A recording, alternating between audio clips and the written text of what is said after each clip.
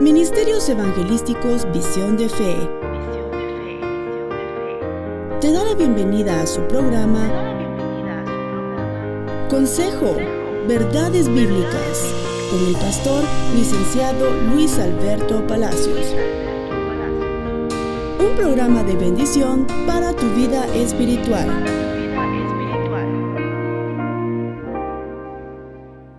Quiero que me acompañen por favor a Mateo capítulo 26. Mateo 26, 29. Mateo 26, 29 es una palabra que ha estado en mi mente desde hace algunos días y el Espíritu ha venido remarcando y que hoy quiero compartir con ustedes acerca de la necesidad que tenemos de comer con el Señor. Amén. La necesidad premiante de comer con el Señor.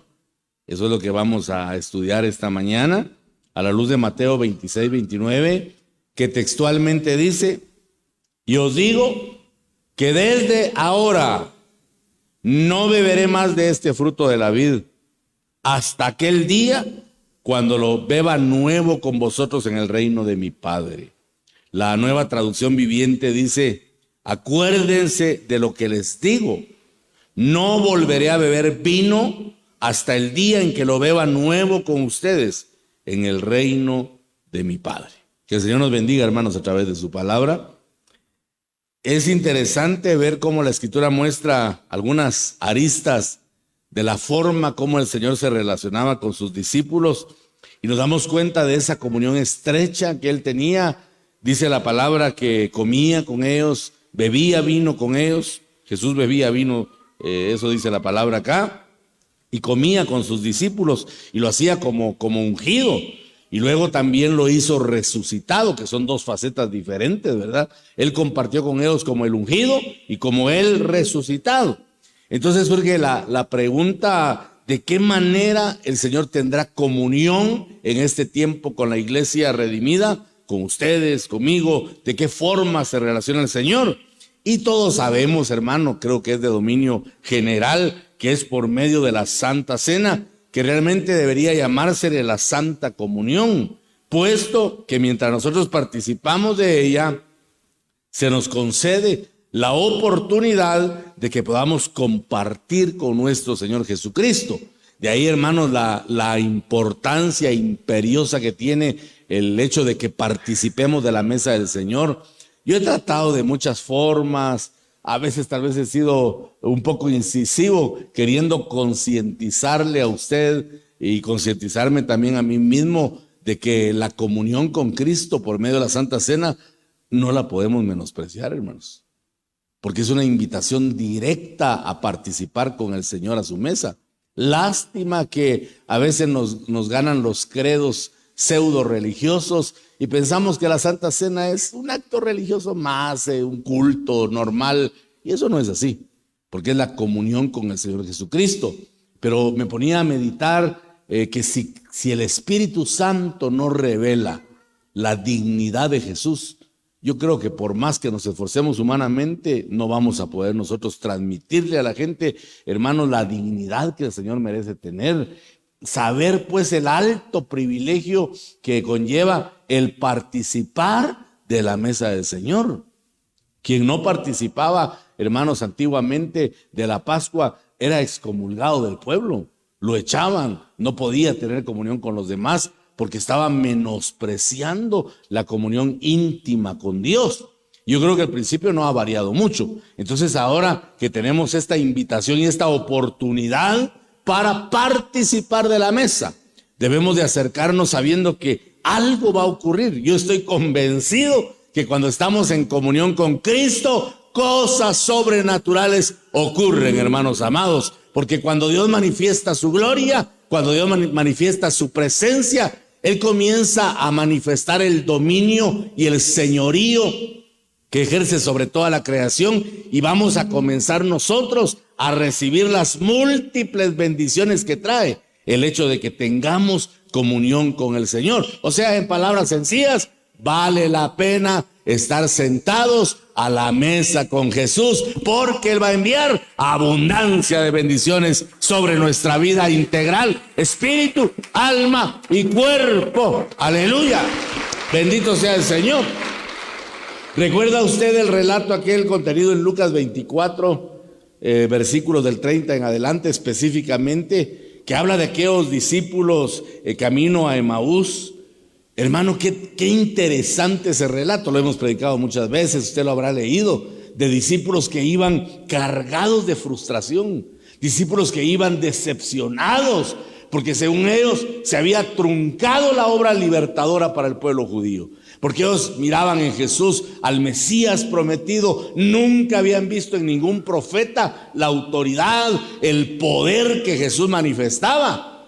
Y entonces ellos estaban convencidos, hermano, de que Él era el Mesías, que les iba a quitar el yugo de esclavitud romana, que les iba a restablecer su soberanía como nación y que iban a alcanzar la libertad total. Pero qué frustrante fue cuando vieron al Señor morir en aquel madero de maldición, aquel madero de ignominia. Usted sabe que a la muerte de cruz le llamaban la muerte de los malditos. Y cuando ellos miraron a su Señor clavado de pies y manos en esa cruz, las esperanzas se les fueron. Y los discípulos camino de Emaús iban hablando, hermano, quizás sacando esa carga de frustración que tenían en el corazón, pensando: y ahora en quién vamos a poner nuestra mirada, y ahora quién vendrá para rescatarnos, para librarnos de la esclavitud. Y de repente el Señor se les aparece y dice que no lo reconocieron. Y les pregunta: ¿qué están discutiendo?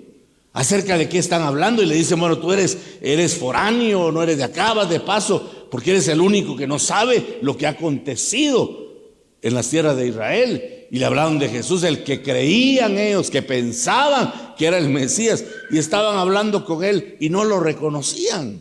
Hermano, ¿cómo se puede de verdad obnubilar la vista espiritual? ¿Qué poderes diabólicos habrá que muchas veces no nos permiten ver al Señor, aunque lo tengamos a la par nuestra?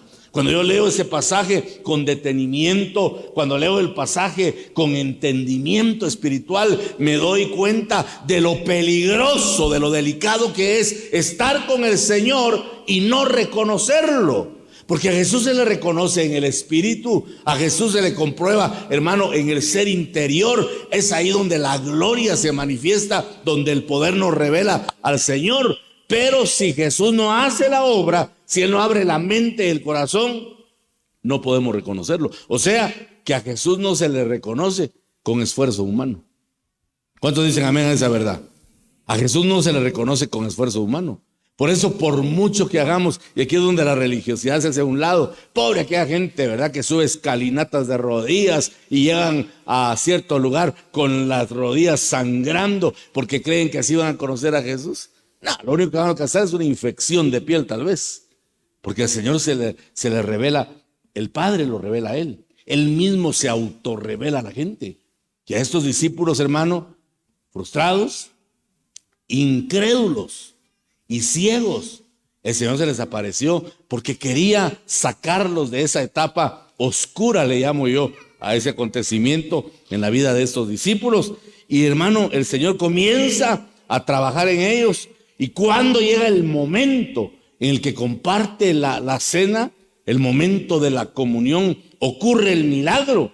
Comienza el Señor a sacarlos de la incredulidad, comienza a avivarles, hermano, el fuego interno que necesitaban tener, porque ellos en su autorrelato dicen: ¿acaso no ardía nuestro corazón cuando estaba hablando con nosotros? Porque la palabra comenzó a encontrar un espacio, comenzó a encontrar un lugar, comenzó a encontrar una vía para ministrarles el alma, y ellos comenzaron a sentir otra vez el fuego del Espíritu Santo.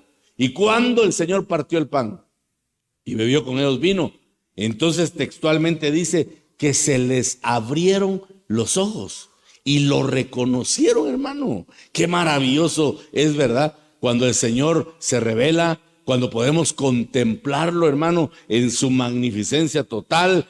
Y eso ocurre cuando nos acercamos a la mesa del Señor. Porque yo pensaba que cuando venimos a la mesa del Señor esta mañana, vamos a participar de la mesa del Señor, del cuerpo de Cristo y de su bendita sangre derramada hasta la última gota por nosotros. Pero escúcheme, algún beneficio espiritual tenemos que llevarnos.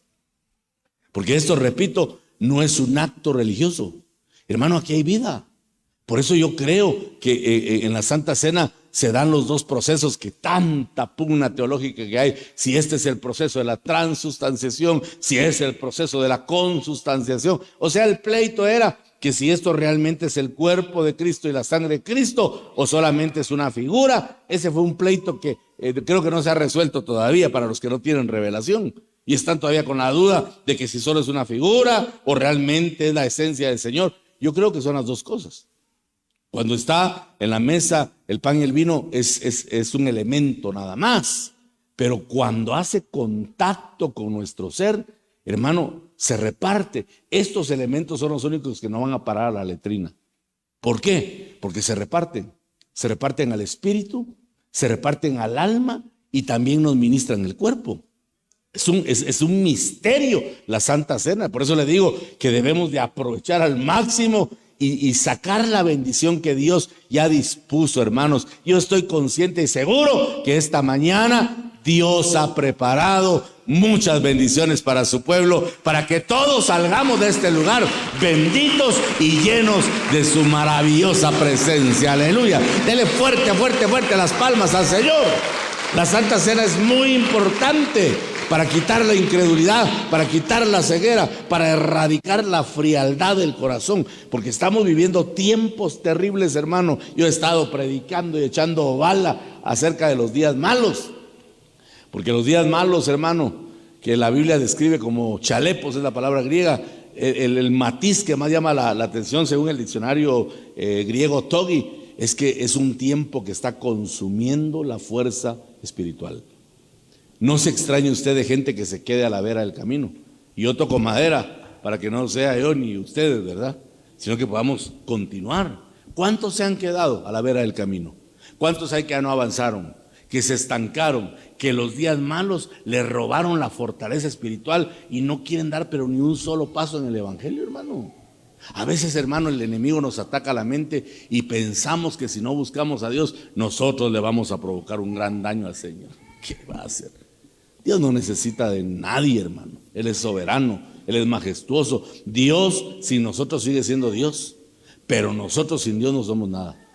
Porque si somos algo, es por la infinita misericordia del Padre Celestial, porque por Él nos movemos y somos, dice la palabra. Démosle gloria y honra al bendito Señor, y que hoy las fuerzas nos sean multiplicadas de una manera sobrenatural. Aleluya, bendito sea el nombre del Todopoderoso. Entonces acerquémonos esta mañana a la mesa del Señor con un propósito, que podamos cumplir los requisitos. ¿Qué requisitos hay para poder acercarse a la mesa y tomar las grosuras que Dios ya preparó? Número 1, ser discípulo de intimidad. ¿Qué es discípulo? ¿O quién es un discípulo? Pues discípulo es aquel que ha creído en Cristo y está comprometido con la obra. Ha creído en Cristo, ha sido bautizado y está comprometido con la obra. Porque hay que adquirir compromiso, hermano. Tenemos que estar comprometidos con la obra del Señor. Hechos capítulo 10, por favor, acompáñenme ahí. Versos 40 y 41. Hablando del Señor Jesús y de su resurrección. Hechos 10, 40, 41. Dice: a este levantó Dios al tercer día e hizo que se manifestase, no a todo el pueblo, sino a los testigos que Dios había ordenado de antemano, a nosotros que comimos y bebimos con Él después que resucitó de los muertos. Repito, a este levantó Dios al tercer día e hizo que se manifestase, no a todo el pueblo. Mucho ojo a eso. Dios no se manifiesta a todos, eso dice la Biblia, sino a los testigos que Dios había ordenado de antemano. Y dice quiénes son los testigos: a nosotros que comimos y bebimos con Él después que resucitó de los muertos. Note, es una etapa post-resurrección. Y nosotros hoy vamos a comer y a beber el cuerpo y la sangre del Señor. Entonces, hermano, Dios se nos va a manifestar, porque la manifestación no es para cualquiera, la manifestación es para todos, es solamente para aquellos que aman su bendita comunión, para aquellos que aprecian, hermano, para aquellos que valoran, para aquellos que degustan. Mire, la actitud de la iglesia al venir el día de Santa Cena tendría que ser una actitud de regocijo, de alegría, de alzar las manos y decir: Padre, gracias porque me has dado la vida para participar una vez más de tu cuerpo y tu bendita sangre, porque sé que cada vez que lo hago, yo tomo tu naturaleza y recibo las bendiciones que el Padre ha decretado para mi vida. Gracias por este momento especial, Señor amado. Gracias por este privilegio inmerecido. Aleluya, dele fuerte las palmas al Cristo de la gloria, usted que lo cree. Note que aquí claramente dice la palabra que el Padre lo manifestó, pero no a todos, sino a los que habían sido apartados para estar con Él, a los que habían tenido comunión por medio de la Santa Cena con Jesús. Para ellos es la manifestación. Ese es el primer aspecto. O sea que un discípulo verdadero, uno que ha sido llamado para ser testigo. Y mire, curiosamente, la palabra testigo es, en el griego es sun epi martureo, que lo que significa es uno que es hecho testigo de arriba. Sun epi martureo, uno que es hecho testigo de arriba. O sea que Dios nos ha dado el derecho de ser testigos. Hermano, nosotros predicamos de Cristo, nosotros testificamos de la redención. ¿Cuántos han hablado de que Jesús es Salvador? ¿Cuántos han hablado de la muerte de Jesús? ¿Cuántos han hablado del derramamiento de sangre de Jesús? ¿Cuántos han hablado de la resurrección? ¿Cuántos han hablado de la resurrección de Cristo? ¿Y quiénes lo vieron? ¿Quién de ustedes vio morir a Jesús? ¿Quién de ustedes vio cómo su sangre brotó del costado? ¿Pero por qué lo hablo? Yo lo hablo al igual que usted, y lo hablo con total seguridad. Yo no tengo dudas, hermano. Yo cuando le digo a la gente que Jesús murió, yo lo siento, yo lo percibo, es como que si lo estuviera viendo. Pero no vaya a pensar usted que es fuerza mental, que es un credo que nace en la mente. No, es que nos han hecho testigos de arriba. El Padre nos trae la certidumbre, el Padre nos dice que lo que estamos predicando es la verdad, y cada vez que participamos de la Santa Cena se intensifica esa credibilidad, porque es como que si el Señor renovara en nosotros la fe para que sigamos declarando la obra maravillosa que Cristo ha hecho. Porque miren, hermanitos amados, si no tenemos nosotros la sustancia de lo que Jesús hizo, con todo respeto, pero vamos a tener un Jesús histórico nada más. Y vamos a entrar al círculo vicioso de aquel Jesús que el mundo tiene, que lo matan en abril y nace en diciembre. Ese círculo del Jesús histórico, y nunca pasan de ahí. El nuestro está resucitado y sentado a la diestra del Padre, y profetizándonos y diciéndonos que cosas mayores que las que Él hizo haremos aquí en la tierra. Pero ¿quiénes? Los que estamos siendo hechos testigos y que participamos de la mesa del Señor. O sea, los que comemos con Jesús, pues. Esta es una extensión de lo que el Señor hizo en aquel tiempo. Veamos otro aspecto. Mateo capítulo 5 y versículo 8. Bienaventurados los de limpio corazón, pues ellos verán a Dios.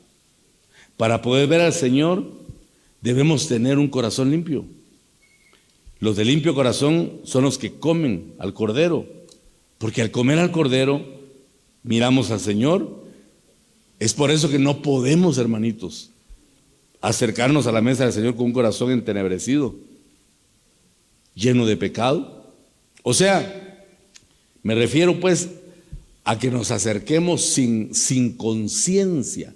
Porque mire, si yo le digo, acerquémonos para participar de la mesa del Señor sin pecado, ninguno participaría, ni siquiera el que les predica. No podríamos, hermano, porque si alguno dice que no peca, hace a Dios mentiroso, dice la palabra. Pecamos, pero no deliberadamente. Pecamos porque tenemos todavía un cuerpo de bajeza que es proclive. Hermano, con un mal pensamiento uno ya pecó, con un mal sentimiento. Cuando a uno le cae mal una persona, sobre todo si esa persona es cristiana y nos cae mal, ya pecamos contra nuestro hermano. Entonces no podemos nosotros decir que para acercarnos tenemos que venir totalmente impolutos, porque eso no es posible. Pero me refiero a que debemos acercarnos por lo menos con una conciencia limpia, sabiendo que estamos luchando contra el pecado, sabiendo que estamos rebelándonos contra esa fuerza pecaminosa que llevamos dentro en esta carne, hermano, que tiene que ser transformada para que alcancemos la perfección plena. Acercarnos sabiendo que estamos renunciando todos los días al pecado y que estamos declarando la santidad del Señor. Eso es tener el corazón limpio, porque estamos procurando, hermano, ser lo mejor para nuestro Señor, para nuestro Dios. Entonces la mesa se va a aperturar y vamos a sentarnos y vamos a recibir las bendiciones, porque lo maravilloso de participar en esta comunión es que nos permite visualizar a un Dios poderoso. Después de la Santa Cena, uno tiene que salir visualizando al Señor. Hay que verlo, hermano. Mirémoslo en las circunstancias de nuestra vida, mirémoslo en nuestras cotidianidades, porque el Señor está con nosotros todos los días. Jesús dijo: he aquí, yo estoy con vosotros todos los días hasta el fin del mundo. Eso significa que ni un solo día el Señor nos abandona. Qué maravilloso eso, ¿verdad? Bendito Señor, que envió al Espíritu Santo para que sea el compañero fiel, el compañero de camino, el que va a estar con nosotros, hermano, en las buenas y en las malas. Aleluya, bendito sea el Señor, ese compañero fiel. Entonces, esta mañana, al participar de la mesa, tenemos que salir con una expectativa diferente. Tenemos que salir transformados. Tenemos que salir, hermano, con una visión distinta. Tenemos que salir con el corazón henchido de fe, de gozo y declarando las sobrenaturalidades que este bendito evangelio trae para nosotros. Tener el corazón limpio es el anhelo de participar, es no menospreciar la mesa del Señor, es correr, hermanos, para tomar las bendiciones que Dios ya preparó. Es un tiempo también en el que tenemos que tener presteza para escuchar su palabra. Job 42:5 dice, Job 42:5, de oídas te había oído, mas ahora mis ojos te ven. Para poder ver al Señor necesitamos oír su palabra. Por eso también hay pasajes paralelos en cierta manera. Juan 1:1, primera de Juan 1:1, primera epístola de Juan, dice: lo que existía desde el principio, lo que hemos oído, lo que hemos visto con nuestros ojos, lo que hemos contemplado y lo que han palpado nuestras manos acerca del verbo de vida. Oiga la experiencia que tuvo el apóstol Juan. Dice: lo que existía desde el principio, o sea, el verbo, lo que hemos oído. Ellos escucharon la voz de Dios. Ellos escucharon al verbo encarnado en la persona de Jesús. Lo que hemos visto con nuestros ojos. En otro pasaje Juan dice: nosotros vimos su gloria. Hermano, qué impactante ese pasaje. Nosotros vimos su gloria. Qué privilegio. Mire, hermano, esos discípulos del Cordero, benditos hombres, que pudieron ver el rostro de Jesús. Ellos lo conocieron. Ellos pudieron ver sus facciones. Ellos conocieron el tono de su voz. Juan, hermano, si Juan era tremendo. Dice que se recostaba en el pecho del Señor. Juan tuvo el privilegio de escuchar el sístole y diástole del corazón de Jesús, los latidos de su corazón. Y por eso él tiene todo el derecho de decir lo que existía desde el principio, lo que hemos oído, lo que hemos visto con nuestros ojos, lo que hemos contemplado y lo que han palpado nuestras manos acerca del verbo de vida. Pues yo quiero decirle que en la Santa Cena ocurre eso. Nos permiten llegar a la mesa del Señor para que podamos palparlo, para que salgamos con la certeza de que tenemos a un Cristo poderoso, vencedor, a un Cristo que venció la muerte y, repito, a un Cristo que está resucitado. Hermano, si el Señor venció la muerte, por favor dígame usted, ¿qué no podrá vencer nuestro Señor? Lo que pasa es que en ocasiones, hermano, quizá por la falta de comunión, se nos apaga la fe. Y cuando la fe se apaga, quedamos vendidos a nuestra pobre humanidad. Y nuestra humanidad no sirve, hermano. Nuestra humanidad no sirve. Nuestra humanidad es antagónica porque es material. Es material, básicamente, ¿verdad? Somos espíritu, pero nos movemos en este mundo materialmente. Entonces como que perdemos sintonía con Dios y empezamos a ver nuestras limitaciones, nuestras debilidades. Pero cuando venimos a la mesa, si se abren nuestros ojos, si nos quitan la incredulidad y comenzamos a oír la palabra, o sea, que se haga vida en nosotros y comenzamos a palpar la realidad de este evangelio que tiene poder, de este evangelio que tiene sobrenaturalidades. Hermano, en el evangelio hay poder, en el evangelio hay sanidad, en el evangelio hay provisión, en el evangelio tenemos todo lo que necesitamos porque es un evangelio integral. ¿Cuántos dicen amén a eso? Pero es en la comunión con Jesús en la que tenemos que despertar a nuestra realidad espiritual y saber lo que realmente somos en Dios. Por eso aquí está la importancia, hermano, de escuchar la palabra, de amar la palabra, de estar atentos a escuchar su voz, para que luego venga la consecuencia o el resultado de ello, que tendría que ser ver al Señor. Usted está escuchando palabra en este momento. Hablamos de que hay poder, hablamos de que hay autoridad, hablamos de que hay sanidad. Y bien, hermano, cuando uno escucha así a priori, cuando uno oye que esto hay en el evangelio, uno dice, sí, amén, eso es lo que hay. Pero no le damos tanta importancia hasta el día en el que estamos enfermos. Entonces ahí sí queremos ver al Cristo sanador, ¿verdad? O cuando estamos en problemados, ahí sí queremos ver al Cristo poderoso. O cuando estamos en circunstancias en las que humanamente no queremos salir, ahí sí desesperadamente buscamos el poder de Dios. Pero Dios quiere que lo sepamos, que lo tengamos presente, que nuestro espíritu esté marcada la verdad de que nuestro Dios es todopoderoso y que nada hay imposible para Él. Aleluya. Gloria a Dios. Dele fuerte, fuerte las palmas al Señor. Por eso es necesario también, para entrar a esta nueva dimensión del Espíritu, tener la llenura del Espíritu Santo. Si alguien no ha sido lleno del Espíritu Santo, tiene que anhelarlo con todo su corazón, hermano. Como le sucedió a aquellos que estaban en el aposento alto, esperando la promesa. Porque el Señor les dijo, no se muevan de Jerusalén. Esperen, porque dentro de no muchos días el Espíritu Santo vendrá sobre ustedes. Y van a recibir poder. Y van a ser testigos. Y van a salir a predicar mi palabra. Y ahí estaban esperando. Muchos se desesperaron y se fueron, hermano.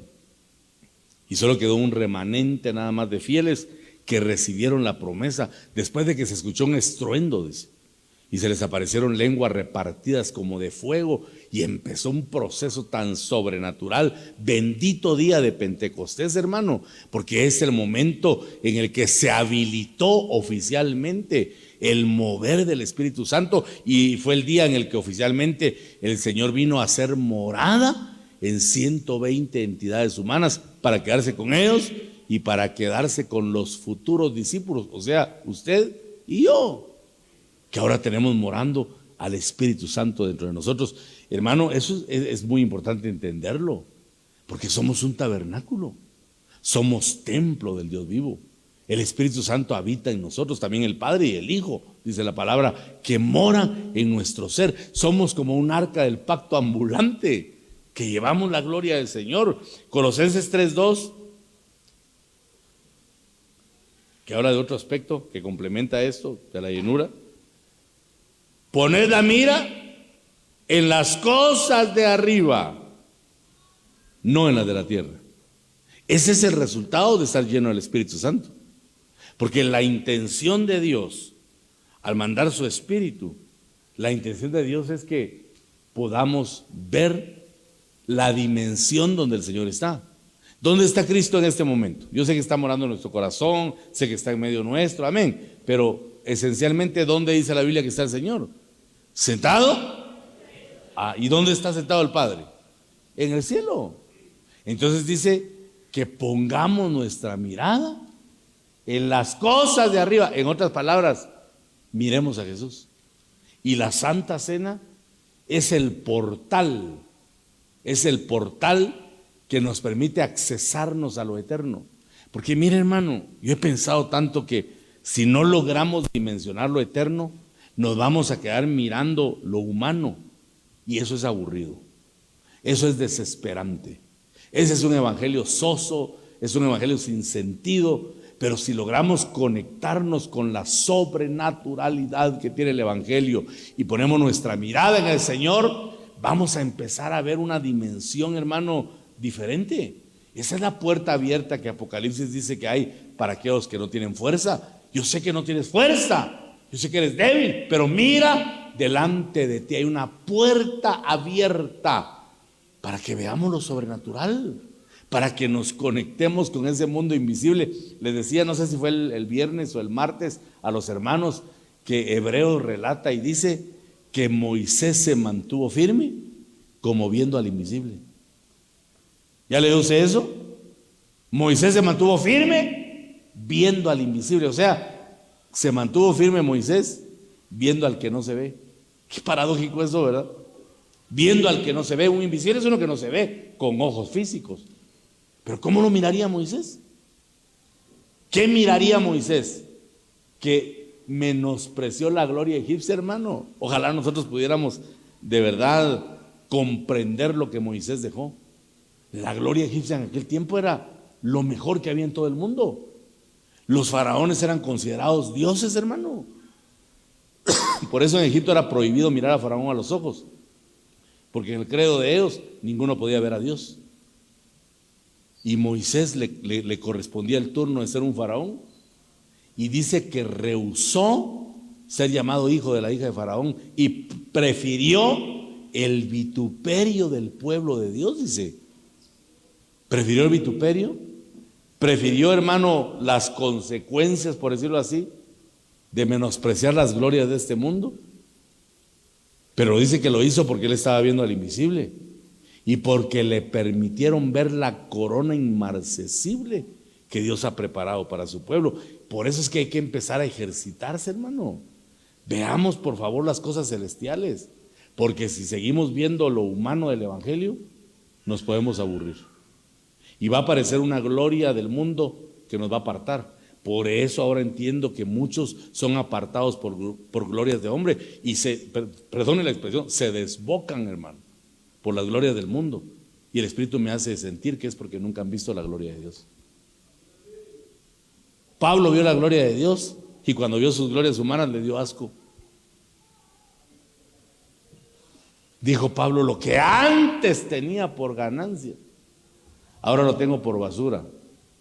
La versión antigua de 1909 dice, ahora lo tengo por estiércol. Lo que antes para él era su gloria.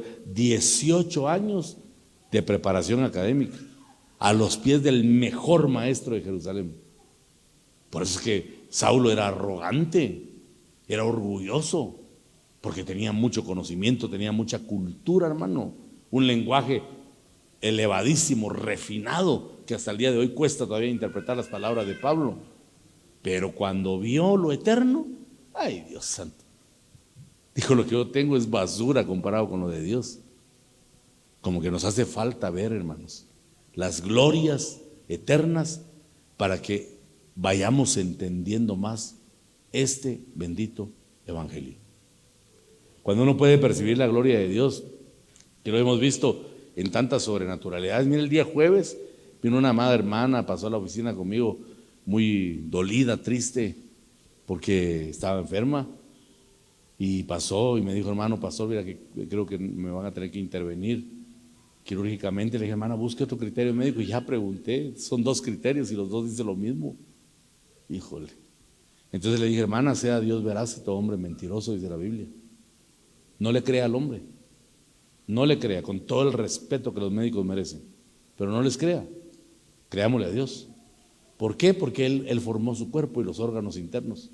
Oremos, pidámosle a Dios y que su fe se desarrolle. Amén, hermano. La ungí con aceite, oré por ella el día jueves. Y el día viernes pasó a la oficina con su esposo, mi hermana. Por aquí está mi hermana Miriam. Y me dice, hermano pastor, fíjese que me mandaron a hacer un ultrasonido, tal vez para programarla, ¿verdad? Para la operación.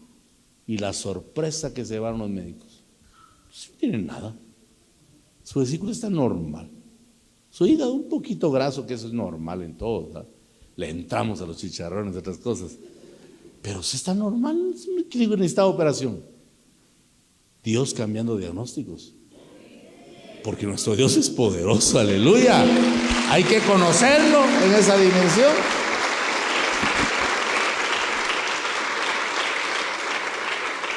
Hoy, después de la Santa Cena, le voy a dar tiempo a hermana Silvita también, pues, que nos va a testificar. Ella es la madrecita de mi yerno Jordi, y tiene también un testimonio que contarnos hoy del poder de Dios. Pero el punto es que miremos las cosas de arriba, hermanos. Miremos las cosas, no nos disociemos de eso, porque si no, insisto, cualquier glorita de la tierra nos va a apartar de la gloria eterna. Y ¿sabe qué es el problema del mundo? Que todo es pasajero, hermano. El mundo no tiene nada que valga la pena, que sea trascendental, porque todo se termina en el mundo. Las glorias son efímeras. En cambio, las cosas eternas pues tienen eso, son eternas, tienen la naturaleza de Dios. Y la Santa Cena lo que procura es despertar nuestros sentidos para que podamos ver la gloria del Señor. Entonces nuestra vida va a comenzar a cambiar y vamos a empezar a entrar a una dimensión de vida nueva, en la que vamos a disfrutar tanto la presencia del Señor, que vamos a comenzar a manifestar la gloria en la tierra misma, y entonces va a aparecer la vida de justicia. Mire lo que dice David en el Salmo 17:15. Salmo 17:15. En cuanto a mí, veré tu rostro en justicia. Estaré satisfecho cuando despierte a tu semejanza. Oiga los anhelos de David. En cuanto a mí, veré tu rostro en justicia.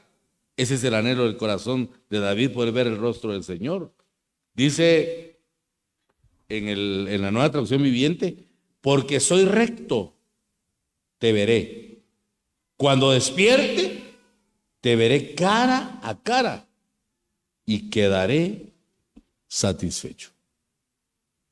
¿Qué quería David? Mirar al Señor. Por eso en el Salmo 63, Dios, Dios mío eres tú, de madrugada te buscaré.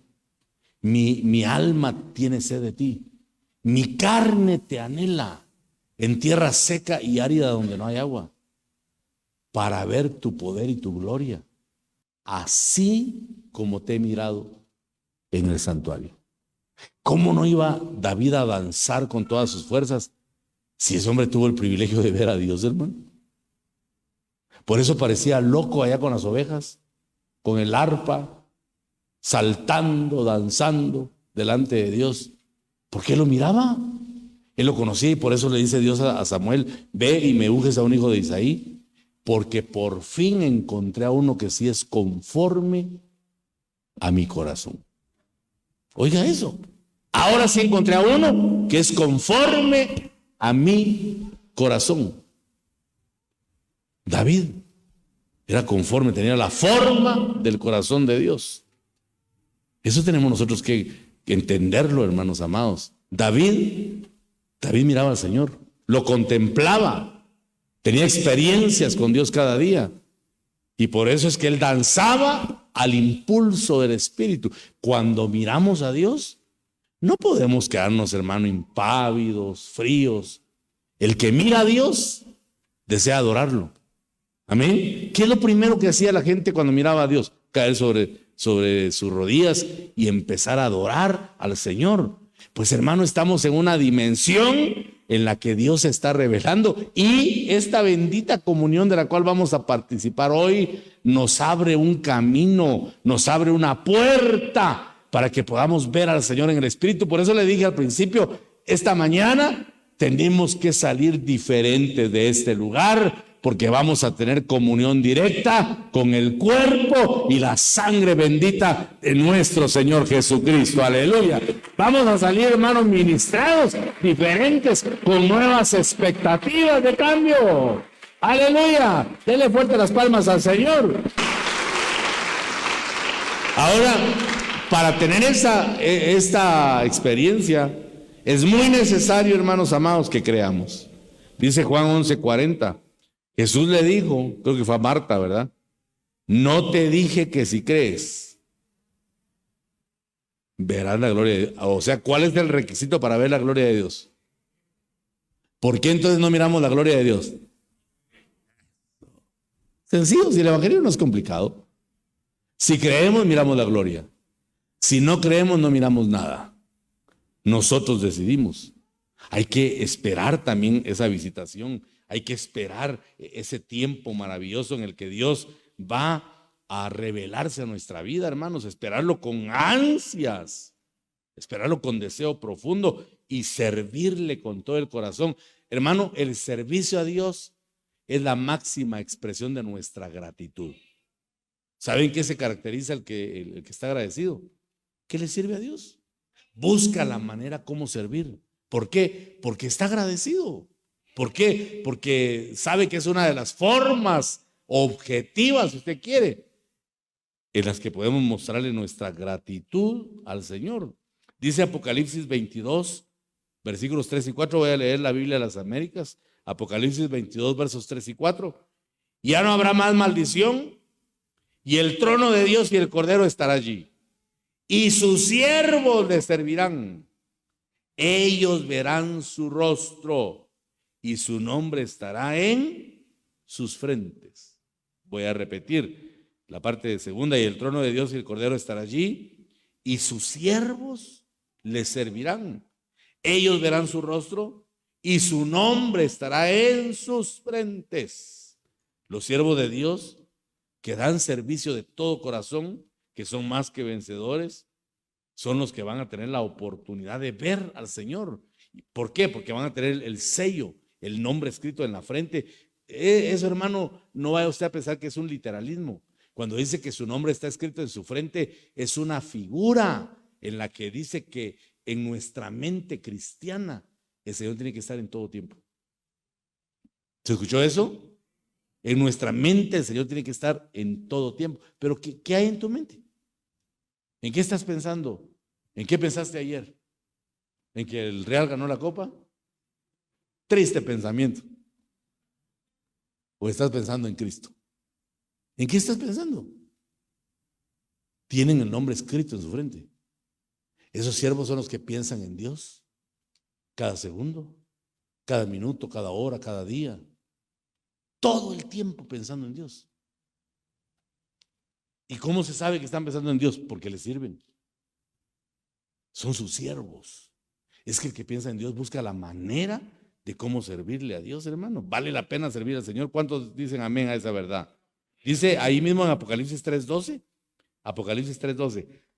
Al vencedor le haré una columna en el templo de mi Dios, y nunca más saldrá de allí. ¡Qué promesa! Escribiré sobre él.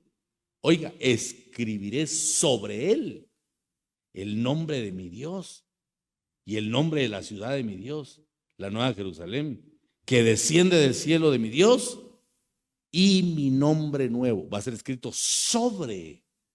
O sea que nos van a envolver con ese nombre, porque el nombre define el carácter, pues. Nos van a envolver con el carácter de Dios, hermano. Pero para eso hay que anhelar servirle. Amén. Entonces vamos a entrar a la nueva vida, que es la vida de la resurrección. Hermano, es necesario que vivamos al Cristo resucitado. No nos quedemos con el Cristo que está clavado de pies y manos en la cruz. Y no lo digo peyorativamente. Bendito el día en que mi Señor estuvo dispuesto a pasar por esa ignominia y por ese sufrimiento indecible, hermano. Imagínense que le claven a uno las manos y los pies en un madero. Terrible. Pero Él estuvo dispuesto a hacerlo por amor a nosotros. Ahora salgamos de esa faceta, porque Él pasó por eso para que nosotros no pasemos. Ahora, donde sí tenemos que entrar es a la vida de resurrección. Por eso dice que cuando somos bautizados, resucitamos, dice Romanos 6, a una nueva vida. El que sale del agua bautismal no tiene que salir solo mojado, tiene que salir con un nuevo pensamiento. Tiene que salir con la revelación del Cristo resucitado. Dice en Mateo 28:7, e id pronto y decid a sus discípulos que Él ha resucitado de entre los muertos. Y aquí, Él va delante de vosotros a Galilea, allí le veréis. He aquí os lo he dicho. Entonces tenemos que ver al Señor en resurrección, para que eso traiga una revolución de cambio a nuestra vida y que comencemos a ver, hermano, el efecto en nosotros, en nuestra vida cristiana, el efecto de este evangelio transformador. Por eso es que tenemos que anhelar. Yo no sé qué tanto anhela usted parecerse a Cristo, pero tiene que ser un ferviente anhelo, hermano, parecernos a Cristo. El apóstol Juan dice en su primera epístola: amados, ahora somos hijos de Dios y aún no se ha manifestado lo que habremos de ser. Pero sabemos, decía Juan, que cuando Él se manifieste, seremos semejantes a Él, porque le veremos tal y como Él es. Ese es el anhelo de los discípulos. Y cuando ese anhelo se despierte, entonces va a ocurrir algo maravilloso, que va a aparecer la santidad. El día jueves le hablé a los siervos de que el sello inequívoco de un obrero de Dios es la santidad. ¿Qué es ser santo? Es uno que se aparta. Dice el diccionario que ser santo es consagrarse exclusivamente para alguien. Ser santo es apartarnos del mundo y consagrarnos exclusivamente para Dios. Exclusivamente. Hebreos 12:14 dice: seguid la paz con todos y la santidad, sin la cual nadie verá al Señor. Entonces, hermanitos amados, anhelemos estos requisitos para que al comernos al Cordero en la Santa Cena podamos verlo en una nueva dimensión. ¿Cuántos deseamos ver al Señor en una nueva dimensión? Denle una ofrenda de palmas a Cristo, por favor. Aleluya, bendito sea el Señor amado. Qué privilegio que tenemos hoy, ¿verdad? Privilegiazo.